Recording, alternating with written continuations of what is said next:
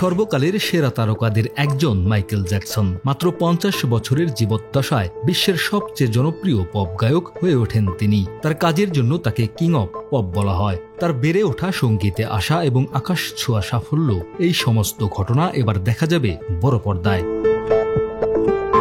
অবশেষে মুক্তি পাচ্ছে বহুল প্রতীক্ষিত মাইকেল জ্যাকসনের বায়োপিক মাইকেল।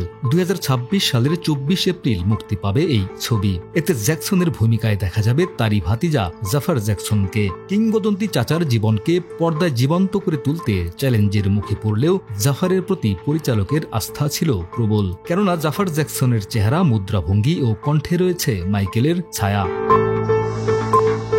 সিনেমাটির শুটিং শেষ হয়েছিল ২০২৪ সালে। পরবর্তীতে শুটিংয়ের বেশ কিছু দৃশ্য বাদ দিয়ে নতুন করে তা ধারণ করা হয়। সিনেমা সংশ্লিষ্টরা প্রথমে ভেবেছিলেন সিনেমাটির ২টি পর্ব করতে, পরে সেই সিদ্ধান্ত থেকে সরে আসেন তারা। একটি পর্বেই মুক্তি পাবে মাইকেল জ্যাকসনের বায়োপিক।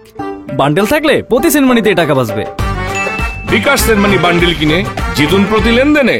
জন লোগানের চিত্রনাট্যে চলচ্চিত্রটি পরিচালনা করেছেন অ্যান্টোইন ফুকুয়া। প্রযোজনায় আছেন গ্রাহাম কিং। ছবিটির বাজেট $১৫৫ মিলিয়ন।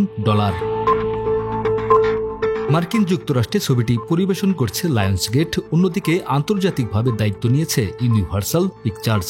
জাপানে ছবিটি পরিবেশন করবে কিনো ফিল্মস। প্রেক্ষাগৃহের পাশাপাশি আইম্যাক্সেও উপভোগ করতে পারবেন দর্শকরা।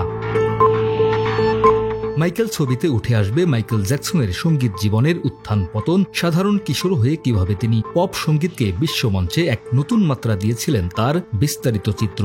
মাইকেল জ্যাকসনের ভক্তদের জন্য এটি নিঃসন্দেহে এক আবেগময় ও স্মরণীয় উপহার হতে চলেছে। ডেস্ক রিপোর্ট, আমাদের সময়।